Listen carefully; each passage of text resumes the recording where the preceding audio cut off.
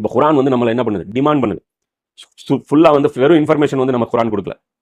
வெறும் இன்ஃபர்மேஷன் சொல்றது ஒரு பக்கம், புரியுதா இல்லையா? நம்மளை வந்து அது வந்து டிமாண்ட் பண்றது, நம்மளை நோக்கி என்ன பண்ணுது, தாவா செய்யுது, நம்மளை நோக்கி வந்து கூப்பிடுது, இந்த ரூட்ல வாங்க, இந்த ரூட்டுக்குள்ள வந்து இந்த வழியில நீங்க போங்க அப்படின்னு சொல்லி குரான் வந்து நம்மளை என்ன பண்ணுது, கைட் பண்ணுது.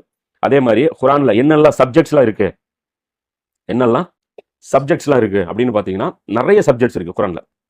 சயின்ஸ் இருக்கு, புவியியல் இருக்கு, வானவியல் இருக்கு, மருத்துவம் இருக்கு, வரலாறு இருக்கு, தத்துவம் இருக்கு, குடும்பவியல் இருக்கு, பொருளாதாரம் இருக்கு. இந்த மாதிரி நிறைய டாபிக்ஸ் இருக்கு. அப்போ அந்தந்த இடத்துல வரும்போது அந்தந்த டாபிக் சம்பந்தப்பட்ட வசனங்கள் நம்ம வந்து புரிஞ்சுக்கணும். அடிப்படை தத்துவங்கள் குரான்ல இருக்கு. இந்த அடிப்படை தத்துவங்கள் சாதாரணம் கிடையாது. இந்த அடிப்படை தத்துவம் கேட்கறதுக்கு நம்ம அதை கடக்கும்போது சும்மா நமக்கு அது ஒரு சாதாரண விஷயம் மாதிரி தெரியும். ஆனால் அதுக்கு பின்னாடி ரொம்ப பெரிய நம்முடைய வாழ்க்கையோட ரிலேட்டடான தொடர்புகள் அதில் இருக்கும். இப்போ உதாரணத்துக்கு இந்த வானம் பூமி இதெல்லாம் இருக்குல்ல, யாரும் படைக்கல, அதுவா உருவாயிருச்சு அப்படின்னா நம்ம வாழ்க்கையே மாறிடும். நம்மளை யாராவது ஒருத்தன் படைச்சான் அப்படின்னா அந்த ஒருத்தன் படைச்சான்ல, நம்மளை படைச்சவன் ஒருத்தன் இருக்கிறான்ல, ஏன் படைச்சான்னு ஒரு கேள்வி வரும்ல. அப்ப நம்மளை யாருமே படைக்கல அப்படின்னா ஏன் படைச்சாங்கிற கேள்வி இல்லைல்ல. ஏன் படைச்சான்னு ஒரு கேள்வி வந்துருச்சுன்னா அந்த கேள்விக்கான பதில் நம்ம தேடணும் இல்லையா? புரியுதா இல்லையா? அந்த ஒருத்தனை ஆஃப் பண்றதுனால எத்தனை நமக்கு பாதிப்பு வருதுன்னு பாரு.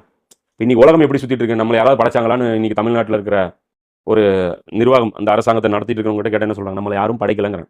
அப்ப நம்மளை யாரும் படைக்கல அப்படின்னா நம்ம எப்படி வேணாலும் வாழலாம்னு ஆயிரும். நம்மளை யாராவது படைச்சிருக்கிறான் அப்படின்னா ஏன் படைச்சாங்கிற அடுத்த கேள்வி நம்ம கேட்போம்.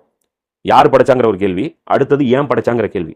அப்போ இது எல்லாமே நம்மளை வந்து எஃபெக்ட் ஆகக்கூடியது. அப்போ நம்மளை ஒரு காரணத்துக்காக படைச்சவன் நம்மளை ஒரு நோக்கத்துக்காக படைச்சிருந்தா, அந்த நோக்கமே நம்ம தெரியாம வாழ்ந்திருந்தா அதனால ஒரு இழப்பு நமக்கு ஏற்படும் இல்லையா? அதனால அது நமக்கு நஷ்டம் தானே. அந்த நோக்கமே தெரியாம நம்ம வாழ்றது நஷ்டம் தானே. ஒருத்தன் கிளாஸ் ரூம்ல உட்காந்துட்டு இருக்கிறான், அது என்ன கிளாஸ்னே தெரியல, அது என்ன, உதாரணத்துக்கு தமிழ் மீடியம் ஸ்டூடெண்ட், அவனை போய் ஹிந்தி மீடியம்ல உட்கார வச்சுட்டாங்க, அவனுக்கு என்ன புரியும்? அந்த கிளாஸ்ல அவனுக்கு என்ன ஒண்ணுமே அவனுக்கு இருக்காது. அது மாதிரி இன்னைக்கு அவன் பாட்டுக்கு அவன் விரும்பினதை செஞ்சுட்டு இருப்பாங்க, கிறுக்க மாதிரி. புரியுதா?